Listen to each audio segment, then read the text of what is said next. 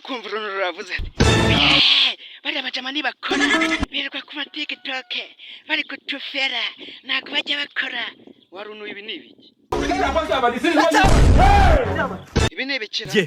ntungi nyuma hatate beso biteka wapati uri kubona inyuma yanjye atari mu gishanga ntabwo uri kuhabona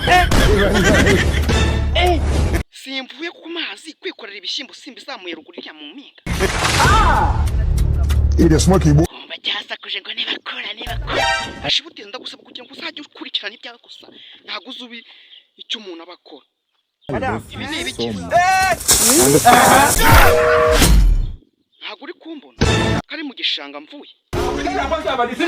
udipe rw'ibishyimbo nikoreye bagisakuze badezi jawu